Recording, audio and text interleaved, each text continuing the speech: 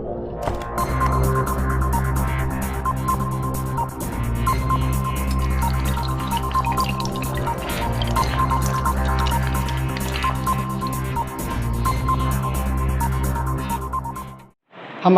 YouTube channel student care में आपका हार्दिक स्वागत है।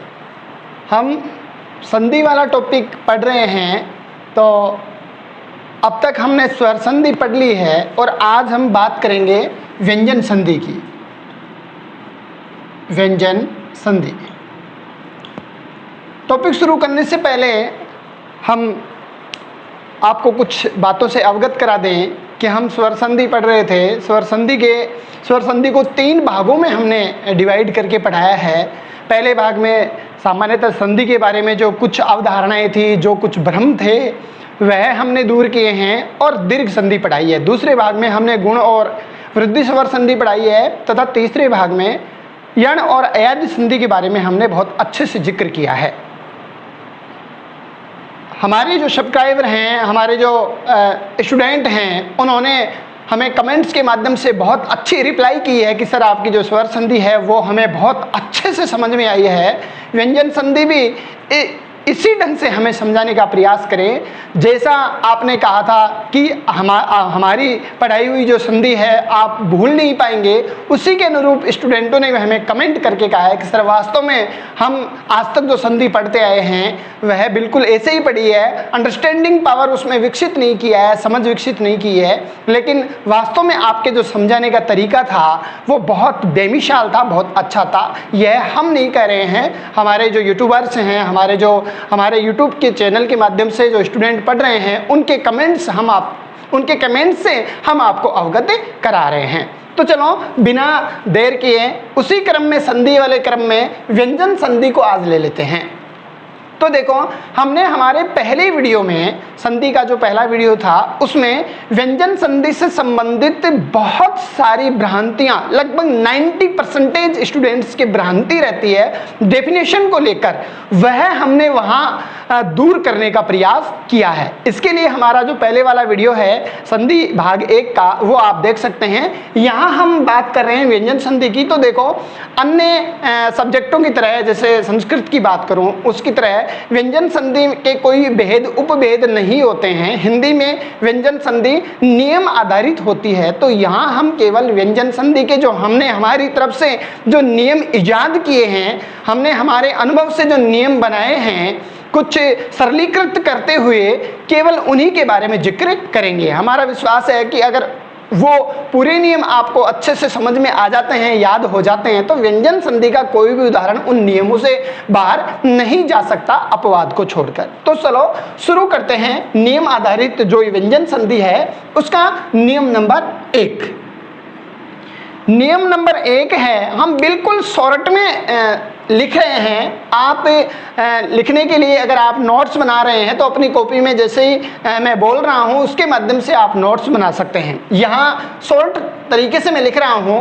पहला नियम ये कहता है कि यदि किसी वर्ण के प्रथम वर्ण के बाद, यदि किसी वर्ग के प्रथम वर्ण के बाद, वर्ग का प्रथम वर्ण, यदि किसी वर्ग के प्रथम वर्ण के बाद में किसी भी वर्ग का, यानी प्लस के बाद किसी भी वर्ग का तीसरा चौथा वर्ण या फिर अंतस्थ व्यंजन, या फिर अंतस्थ व्यंजन, अंतस्थ व्यंजन आपको पता है ही, ये, रे, ले और वह अंतस्थ व्यंजन है।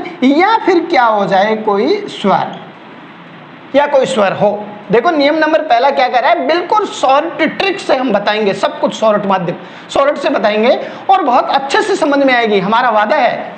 तो देखो क्या कह रहा है पहला नियम कि यदि किसी वर्ग का प्रथम वर्ण, यदि किसी वर्ग के प्रथम वर्ण के बाद में किसी भी वर्ग का तीसरा चौथा वर्ण या अंतस्थ व्यंजन आ जाए या कोई भी स्वर आ जाए, तो क्या विकार होगा, वह जो प्रथम वर्ण था, प्लस के पहले वह जो प्रथम वर्ण था, वह अपने ही वर्ग के तीसरे वर्ण में बदल जाएगा। ध्यान रखने वाली बात है, अपने ही वर्ग के तीसरे वर्ण में बदल जाएगा। नियम आपको अच्छे से समझ में आ गया होगा। पहला वर्ण आएगा, किसी भी वर्ग का प्रथम वर्ण होगा, उसके बाद में कोई अंतस्थ व्यंजन, कोई स्वर या किसी भी वर्ग का तीसरा चौथा वर्ण होगा तो विकार निकल जाएगा। वह जो प्रथम वर्ण है वह अपने वर्ग के तीसरे वर्ण में बदल जाएगा। उदाहरण के माध्यम से हम इस बात को अच्छे से समझ सकते हैं। जैसे दिक् प्लस दर्शन, जैसे दिक् प्लस दर्शन। अब देखो यहां समझने वाली बात है, प्रथम वर्ण भाई क है, हलंत वाला है, इसका मतलब प्रथम वर्ण है, ये क प्रथम वर्ण है, प्लस उसके बाद में क्या आया द, द तीसरा वर्ण है। तय वर्ग का तीसरा वर्ण होता है द। तो देखो प्रथम वर्ण के बाद में तीसरा वर्ण आया तो अपना नियम कहता है कि पहले के बाद में तीसरा आ रहा है तो यह जो पहला है अपने वर्ग के तीसरे में बदल जाएगा। तो क आधा है तो ग भी क्या हो जाएगा, आधा हो जाएगा। विकार, ये विकार आ गया। तो यहां पुनः इसका निर्माण कर रहे हैं तो दिक् प्लस दर्शन बराबर क्या हो जाएगा, दिग्दर्शन। दिक् प्लस दर्शन बराबर क्या हो जाएगा, दिग्दर्शन हो जाएगा। एक दूसरा उदाहरण ले लेते हैं, जैसे उत प्लस यान। उत प्लस यान, देखो त है प्रथम वर्ण है, तय प्रथम वर्ण है और उसके बाद में ये अंतस्थ व्यंजन है। ये अंतस्थ व्यंजन है तो अपना नियम कहता है कि अगर अंतस्थ व्यंजन भी आ जाए, अंतस्थ व्यंजन भी आ जाए तो जो प्रथम वर्ण है अपने वर्ग के तीसरे में, तो तय है इसका इसी वर्ग का तीसरा वर्ण क्या हो जाएगा, द। यानी तय आधा है तो द भी आधा होगा। तय किस में बदल जाएगा, द में बदल जाएगा। तो पुनः निर्माण क्या हो जाएगा, उत प्लस यान बराबर उद्यान। उत प्लस यान बराबर क्या हो जाएगा, उद्यान हो जाएगा। एक उदाहरण और अपन देख लेते हैं, चलो इससे मिलता जुलता ही, जैसे अप प्लस जय। अप प्लस जय, तो यहां आप देख सकते हैं प्रथम वर्ण प और उसके बाद में जय तीसरा वर्ण। तो प अपने वर्ग के तीसरे में, मतलब प किस में बदल जाएगा, ब में बदल जाएगा। तो क्या हो जाएगा, अप प्लस जय बराबर क्या हो जाएगा, अब्ज। जो कल पीछे वाले वीडियो में हमने चर्चा की थी कि अब्ज शब्द का क्या अर्थ होता है, अप का मतलब पानी, जय का मतलब जन्म लेने वाला, अब्ज कमल। चलो एक उदाहरण से अपन इस बात को और समझ लेते हैं कि जैसे जगत प्लस अंबा। जगत प्लस अंबा, इसके माध्यम से अपन और देख लेते हैं। तो देखो प्रथम वर्ण तय, प्रथम वर्ण तय है, तय के बाद में ए मतलब स्वर आ रहा है, तय के बाद में क्या आ रहा है, ए स्वर आ रहा है। तो अपना नियम कहता है कि प्रथम वर्ण के बाद में जब कभी स्वर आ जाए तो प्रथम वर्ण किस में बदल जाएगा, तीसरे में बदल जाएगा। तो तय है, तय का तीसरा क्या हो जाएगा, द।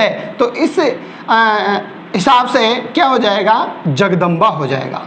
अब देखो क्या स्थितियां हैं कि तय का आधा तय था, आधा द बन गया, लेकिन आगे स्वर है तो आगे स्वर होने के कारण स्वर इस विकार में नहीं बदला है, स्वर आगे विकार में वापस जुड़ गया है। तो देखो ये द आधा था, द आधे में जब ए स्वर जुड़ गया तो ये द क्या हो गया, पूरा हो गया। इस बात का जरूर ध्यान रखना है कि जब कभी भी बाद में स्वर आ जाए तो वह स्वर विकार में वापस से जुड़ जाता है। नियम नंबर 1 की एक खास बात है। एक उदाहरण स्वर वाला और देखते हैं कि जैसे सत्य प्लस उपदेश।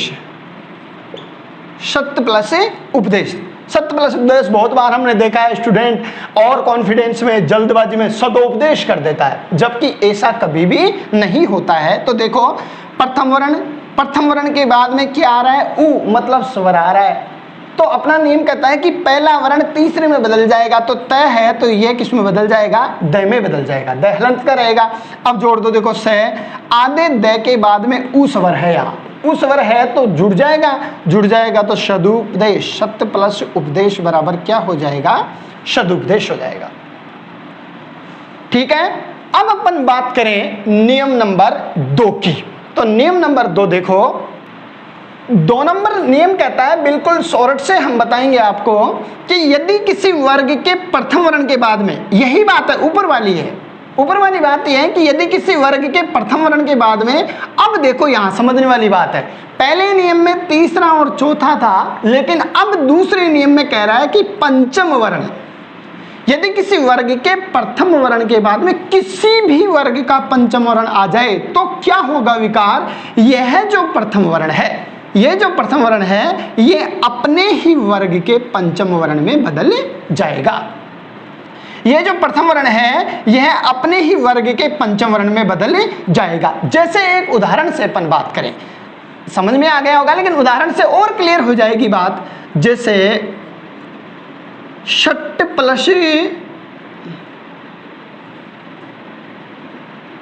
प्लस एक सिंपल उदाहरण ले लेते हैं अपन, मूर्ति। षट प्लस मूर्ति, देखो प्रथम वर्ण और प्रथम वर्ण के बाद में मैं पंचम वर्ण, तो स्वाभाविक सी बात है कि ट है ये अपने वर्ग के पंचम में मतलब अणे में, हलंत वाले में, इसमें बदल जाएगा। इसमें बदल जाएगा तो अपना क्या हो जाएगा, षट प्लस मूर्ति क्या हो जाएगा, क्षण मूर्ति। षट प्लस मूर्ति क्या हो जाएगा, क्षण मूर्ति। ठीक है, एक अपन एक बहुत अच्छे उदाहरण से और देख लेते हैं। जैसे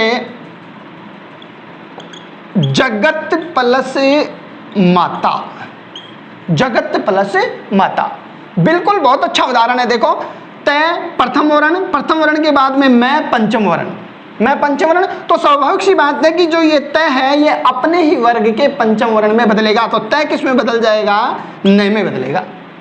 तय नय में बदल जाएगा, नय में बदल जाएगा तो क्या हो जाएगा, जगत प्लस माता क्या हो जाएगा, जगन्य माता, जगन्य माता। ध्यान रखने वाली बात यहां पर यह है कि जगन्य माता कभी भी ऐसे नहीं लिखा जाता है, क्योंकि यह अनुस्वार है, जबकि यह नासिक के वर्ण न का हलंत रूप है, स्वर रहित रूप है।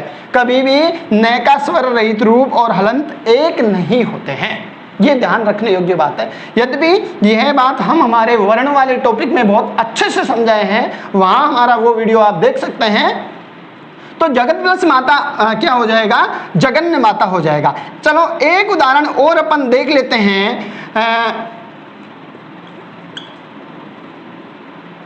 विद्वत प्लस मंडली, विद्वत प्लस मंडली, बिल्कुल सिंपल उदाहरण है विद्वत प्लस मंडली का। तो देखो तय है, हलंत का तय है, उसके बाद में मैं मतलब पंचम वर्ण आ रहा है, पहले के बाद में पांचवा आ रहा है। तो स्वाभाविक सी बात है नियम नंबर 2 के अनुसार प्रथम वर्ण अपने वर्ग के किस में बदल जाएगा, पांचवें में। तो तय है, यह तय किस में बदल जाएगा, नय में। तो क्या हो जाएगा, विद्वत प्लस मंडली का विद्वन मंडली, विद्वन मंडली, विद्वत प्लस मंडली का क्या हो जाएगा, विद्वन मंडली। नियम नंबर 2 अच्छे से समझ में आ गया होगा। तो अब चलते हैं इस संधि का नियम नंबर 3। अपना तीसरा नियम कहता है कि यदि अनुस्वार के बाद में, यदि अनुस्वार के बाद में कोई स्वर हो, तो इस अनुस्वार के बाद में कोई स्वर हो तो अनुस्वार है वह मैं में बदल जाता है। अपना नियम नंबर 3 कह रहा है, बिल्कुल शॉर्ट अपन चल रहे हैं, यद्यपि आप नोट्स के रूप में उतार सकते हैं। नियम तीसरा कह रहा है कि अनुस्वार के बाद में जब कभी भी स्वर आ जाए तो अनुस्वार मैं में बदल जाता है। यद्यपि इसके उदाहरण बहुत कम देखने को मिलते हैं, फिर भी एक्सप्लेन करने के लिए मैं आपको उदाहरण के माध्यम से समझा रहा हूं कि जैसे स्वयं प्लस एव, स्वयं प्लस एव, देखो अनुस्वार, अनुस्वार के बाद में ए स्वर आ रहा है, तो यह अनुस्वार किस में बदल जाएगा, मैं में बदल जाएगा। देखो कैसे हो जाएगा, स्वयं हलंत वाला, हलंत में बदल गया स्वयं। अब देखो आगे एक ही मात्रा है, एक ही मात्रा है, तो यहाँ हलंत हट गया और ऊपर ए लग गया और ये वह आ गया आगे, तो स्वयं प्लस एव क्या हो जाएगा, स्वयं में हो जाएगा। एक उदाहरण और अपन देख लेते हैं कि जैसे शम प्लस आचार, शम प्लस आचार, देखो अनुस्वार है, अनुस्वार के बाद में आ रहा है, इसका मतलब अनुस्वार किस में बदल जाएगा, मैं में बदल जाएगा, अनुस्वार मैं में बदल जाएगा, लेकिन आगे आ है तो ये हलंत हट जाएगा और आ जाएगा और ये क्या हो जाएगा, समाचार। अब इसमें ध्यान रखने वाली बात यह है, देखो समाचार शब्द का संधि विच्छेद करेंगे तो सम प्लस आचार, से के ऊपर अनुस्वार, से के ऊपर अनुस्वार प्लस आचार आएगा। लेकिन जब समाचार शब्द में उपसर्ग पूछा जाएगा तो ध्यान रखने वाली बात यह है, समाचार शब्द में सम उपसर्ग होता है, ये विशेष ध्यान रखने योग्य बात है। तो चलो अपना नियम नंबर 3 पूरा हुआ। अब अपन देखते हैं नियम नंबर 4। नियम नंबर 4 कह रहा है कि यदि मैं के बाद में कोई व्यंजन आ जाए, बिल्कुल तीसरे का विपरीतार्थ मान सकते हैं कि यदि मैं के बाद में कोई व्यंजन आ जाए तो यह जो मैं है यह अनुस्वार में बदल जाएगा। ये मैं है ये अनुस्वार में बदल जाएगा। लेकिन इसमें एक बात और है, कैसे लेकर मैं तक के जो वर्ण हैं उनमें उसी वर्ग का पंचम वर्ण भी मान्य है। कैसे लेकर जो मैं तक के वर्ण हैं उनमें उसी वर्ग का अनुस्वार के स्थान पर उसी वर्ग का पंचम वर्ण भी मान्य है, और विशेषकर पै वर्ग में मान्य है। चलो विशेषकर पै वर्ग वाला उदाहरण पहले ले लेते हैं समझने के लिए। देखो नियम नंबर 4 क्या कह रहा है कि मैं के बाद में व्यंजन हो, हलंत में है, इसके बाद में व्यंजन हो तो मैं है अनुस्वार में बदल जाएगा। लेकिन पै वर्ग में अधिकांशतः यही होता है, पै वर्ग में जो है उसी का पंचम वर्ण ज्यादा मान्य होता है। जैसे एक उदाहरण से मैं कहूं पहले कि जैसे सम प्लस भावना, शम प्लस भावना। देखो मैं है, मैं के बाद में भय मतलब कोई ना कोई व्यंजन आ रहा है तो संभावना बनती है कि मैं है ये अनुस्वार में बदल जाएगा और क्या हो जाएगा, सम प्लस भावना बराबर संभावना। लेकिन इसके साथ साथ ही संभावना को ऐसे भी लिखा जाता है और दोनों ही मान्य हैं, इसलिए पै वर्ग में ये अधिकांशतया ज्यादा मान्य है। और अपन अनुस्वार भी मान सकते हैं, ऐसी कोई बात नहीं, अनुस्वार भी मान सकते हैं। और उदाहरणों के माध्यम से हम इस बात को आपको समझाने का प्रयास करें तो देखो सम प्लस कल्प, मैं है, मैं के बाद में कै मतलब कोई व्यंजन आ रहा है, अपने नियमानुसार अपने व्यंजन आ रहा है तो मैं का क्या बन जाएगा, अनुस्वार बन जाएगा। तो क्या हो जाएगा, सम प्लस कल्प क्या हो जाएगा, संकल्प हो जाएगा। एक उदाहरण से अपन और देख सकते हैं कि जैसे शम प्लस रचना, मैं के बाद में रह व्यंजन आ रहा है तो मैं का अनुस्वार हो जाएगा तो क्या हो जाएगा, संरचना हो जाएगा, संरचना। शम प्लस रचना क्या हो जाएगा, संरचना। चलो एक उदाहरण के माध्यम से अपन और देख लेते हैं इस बात को। मृत्युम प्लस जय, तो देखो यहाँ देखने वाली बात है कि मैं है, मैं के बाद में जय मतलब कोई ना कोई व्यंजन आ रहा है तो स्वाभाविक सी बात है कि ये मैं अनुस्वार में बदल जाएगा। अनुस्वार में बदलते ही ये क्या हो जाएगा, मृत्यु प्लस जय बराबर क्या हो जाएगा, मृत्युंजय हो जाएगा। नियम नंबर 4 आपको अच्छे से समझ में आ गया होगा। तो देखो आगे चलते हैं अपन नियम नंबर 5। अपना यदि किसी भी स्वर के बाद में, 5वें नियम में है कि यदि किसी भी स्वर के बाद में 6 आ जाए, किसी भी स्वर के बाद में 6 आ जाए तो 6वां नियम कह रहा है कि बीच में च का आगम हो जाता है, बीच में च का आगम हो जाता है। किसी भी स्वर के बाद में 6 आ जाए तो बीच में क्या आ जाएगा, च का आगम हो जाएगा नियम नंबर 5 के अनुसार। तो देखो उदाहरण के माध्यम से इस बात को समझ रहे हैं अपन। जैसे आ प्लस छादन, तो देखो आ स्वर आया है और स्वर के बाद में 6 है तो स्वाभाविक सी बात है बीच में च का आगम हो गया, तो क्या हो गया, आ प्लस छादन बराबर क्या हो गया, आच्छादन हो गया। एक दूसरा उदाहरण और ले लेते हैं अपन कि जैसे अनु प्लस छेद है, ऊ है, पहले ऊ है और ऊ के बाद में 6 आ गया तो स्वाभाविक सी बात है बीच में च का आगम हो गया। च का आगम होते ही अनु प्लस छेद बराबर क्या हो गया, अनुच्छेद हो गया। अपन एक उदाहरण और इसके माध्यम से देख सकते हैं कि जैसे तरु प्लस छाया, देखो पहले ऊ है, तरु में पहले ऊ है और उसके बाद में 6 है तो क्या हो जाएगा, तरु छाया। रू के बाद में छोटा रू है, तरु के बाद में बीच में च का आगम हो जाएगा, तरु छाया। एक उदाहरण अपन और देख सकते हैं कि जैसे एक प्लस छत्र, देखो एक में ए है और ए के बाद में 6 आ रहा है तो क्या हो जाएगा, बीच में च का आगम होते ही क्या हो जाएगा, एक छत्र, बीच में च का आगम हो गया। 5वां जो नियम है वह बिल्कुल आपको अच्छे से समझ में आ गया होगा। अब देखो अपन नियम नंबर 6, जो अपना नियम नंबर 6 है वह तय की संधि का है। तय की संधि, नियम नंबर 6 है तय की संधि। अब देखो हमने इसको तय की संधि का नाम इसलिए दिया है क्योंकि इसमें कुछ उपनियम भी शामिल हैं, इसलिए हमने इसको तय की संधि का नाम दे दिया। तो देखो फटाफट इसके उपनियम देख लेते हैं, बिल्कुल शॉर्ट ट्रिक से। उपनियम नंबर 1 कह रहा है कि यदि तय के बाद में च छ हो, तय के बाद में च छ हो तो तय का है वह च हो जाएगा, तय का च हो जाएगा। उदाहरण से अपन इस बात को देख सकते हैं। देखो नियम नंबर 1 है वो दोबारा देख लो।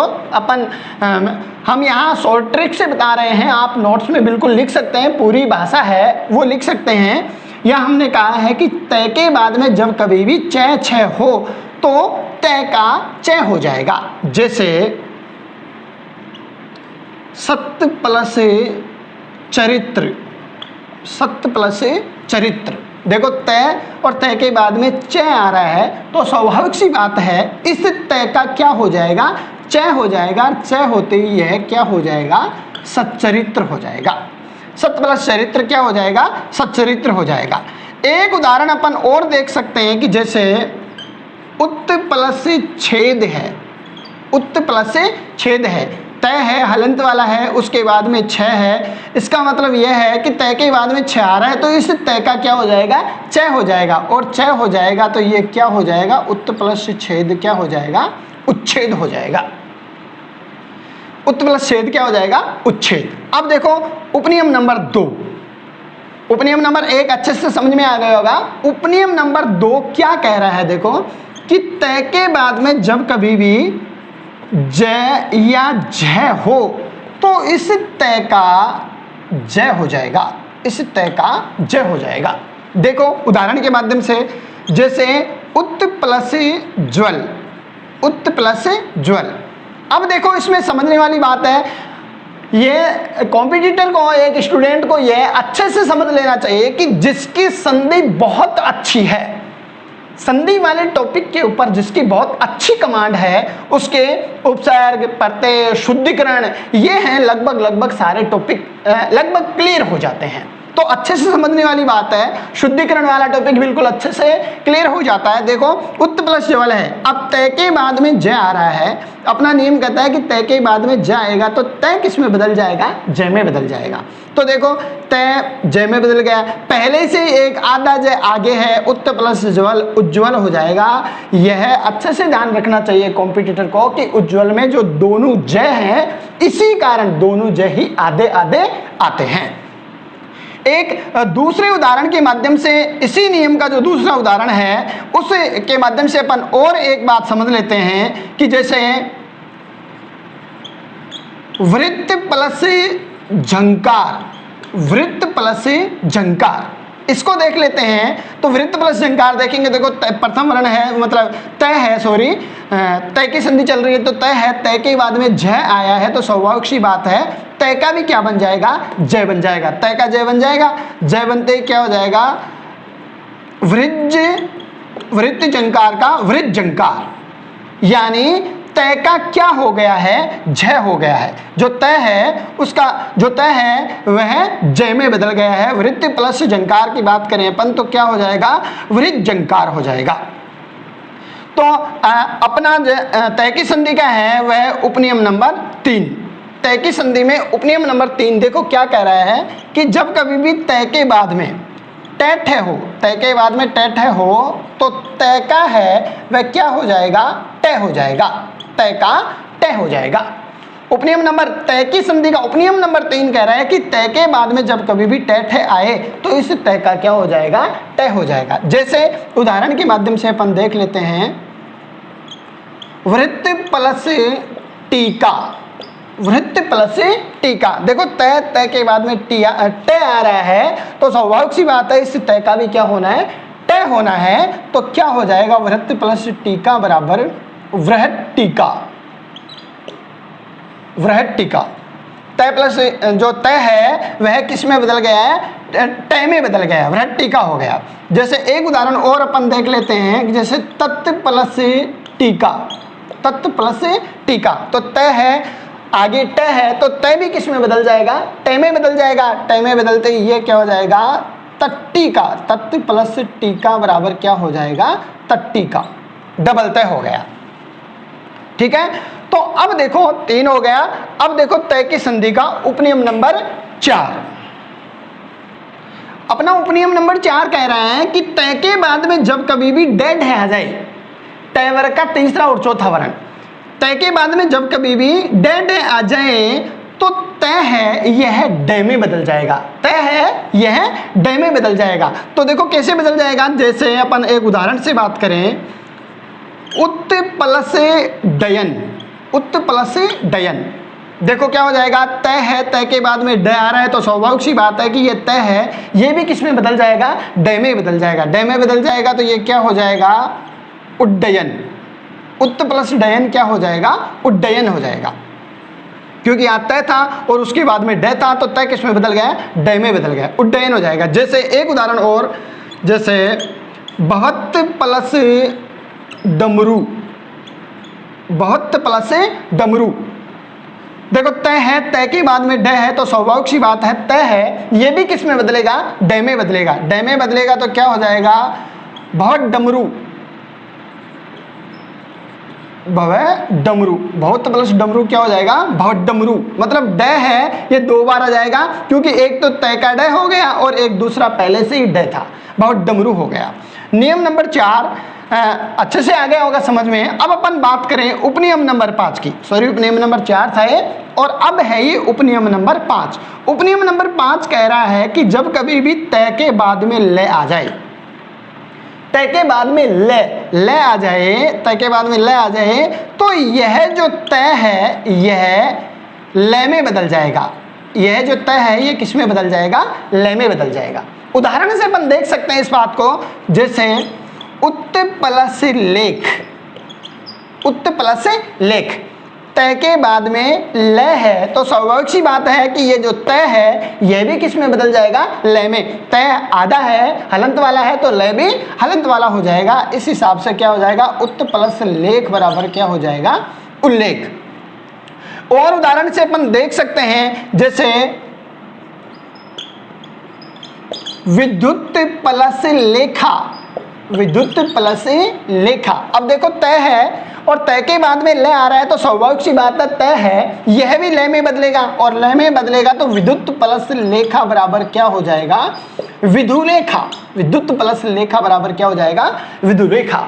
बहुत सारे उदाहरण हैं, समय अभाव के कारण वीडियो बहुत लंबा हो जाएगा, इसलिए हम 2-2, 3-3, 4-4 उदाहरणों के माध्यम से ही हमारे नियमों को समझाने का प्रयास कर रहे हैं। इनसे संबंधित आप किसी भी बुक में, किसी भी गाइड में बहुत सारे उदाहरणों का अभ्यास कर सकते हैं। ये नियम नंबर 5 था। अब अपन बात करें नियम नंबर 6 की। तो देखो नियम नंबर 6 अपना 6वां उपनियम था और 6वां और 7वां तय की संधि का उपनियम नंबर 6 और 7 बहुत इंपॉर्टेंट है। अब व्यंजन संधि में 50% क्वेश्चन लगभग इसी उपनियम नंबर 6 और 7 से पूछे जाते हैं। तो देखो ध्यान रखने वाली बात है, उपनियम नंबर 6 कह रहा है कि यदि तय के बाद में शय हो, तय के बाद में ये शय हो, तालव्य शय, तो क्या होगा, इस तय का तो हो जाएगा चय, यह तय तो चय में बदल जाएगा, साथ ही यह जो शय है यह भी क्षय में बदल जाएगा। यह शय है यह भी क्षय में बदल जाएगा। अगर शय भी आधा होगा तो विकार भी क्या होगा, क्षय आधा ही होगा। एक उदाहरण से अपन इस बात को समझ लेते हैं कि जैसे उत प्लस श्वास, उत प्लस श्वास, इसी को देख लेते हैं। देखो तय, तय के बाद में से आ रहा है, इसका मतलब देखो दोहरा विकार हो रहा है, दोहरा परिवर्तन हो रहा है, 2-2 वर्ण बदल रहे हैं।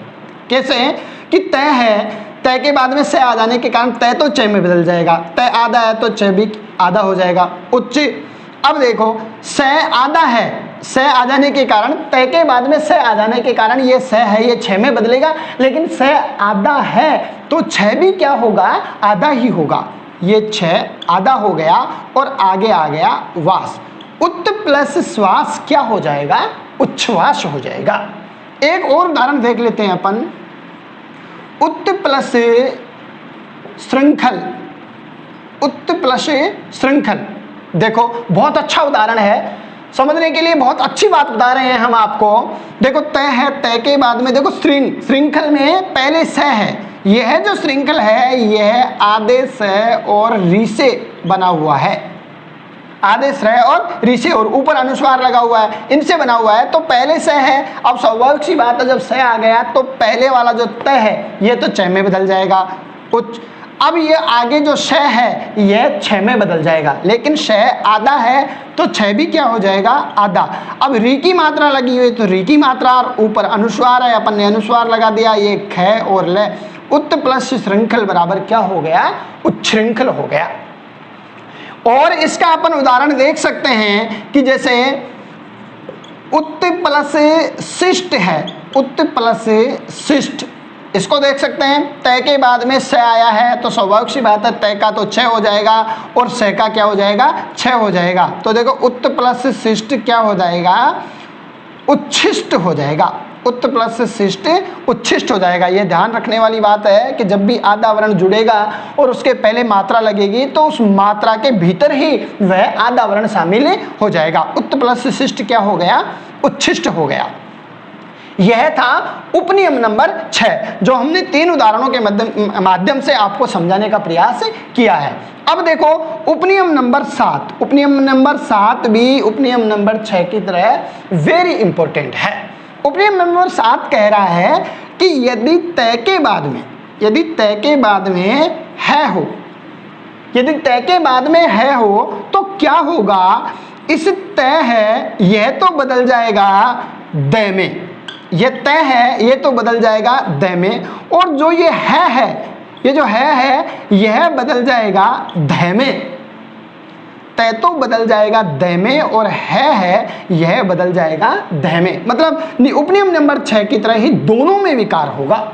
उदाहरणों के माध्यम से हम इस बात को समझ लेते हैं। जैसे यहां उदाहरण अपन देख लेते हैं, जैसे उत्त प्लस हार, उत्त प्लस हार। तो देखो यहाँ तय के बाद में है आ रहा है, स्वाभाविक सी बात है उपनियम नंबर 7 के अनुसार तय तो बदलेगा द में और है यह बदलेगा ध में। तो हा है तो क्या हो जाएगा, दहा हो जाएगा। उत्त प्लस हार क्या हो जाएगा, उद्धार हो जाएगा। एक उदाहरण अपन और देख लेते हैं, ऐसा ही उत्त वाला ही। जैसे अपन बात करें उत्त प्लस हरण की, उत्त प्लस हरण की, उत्त प्लस हरण वाला और उदाहरण देख लेते हैं। देखो तय के बाद में है आ रहा है, तय के बाद में है आ रहा है तो देखो तय तो किस में बदल जाएगा, द में, और है किस में बदल जाएगा, ध में, और र और न अण। उत्त प्लस हरण क्या हो जाएगा, उद्धरण हो जाएगा। एक और अपन देख लेते हैं, जैसे एक उदाहरण और देख लेते हैं। जैसे तत् प्लस हित है, तत् प्लस हित। देखो तय है, तय के बाद में है आ रहा है, इसका मतलब उपनियम नंबर 7 के अनुसार ये जो तय है यह तो बदल जाएगा द में, और जो है यह बदल जाएगा ध में। ही है तो ये हो जाएगा धी। तत् प्लस हित क्या हो जाएगा, तद्दित। तत् प्लस हित क्या हो जाएगा, तद्दित। अब समझने वाली बात यह है, देखो इन तीनों उदाहरणों में कि इनका दोहरा रूप भी चलता है। जैसे अपन उद्धार ये लिख रहे हैं तो उद्धार ऐसे भी लिखा जा सकता है, ये द और द में धा और है, उद्धार। उद्धरण है ये ऐसे भी लिखा जा सकता है, उद्धरण। तद्दित है ये ऐसे भी लिखा जा सकता है,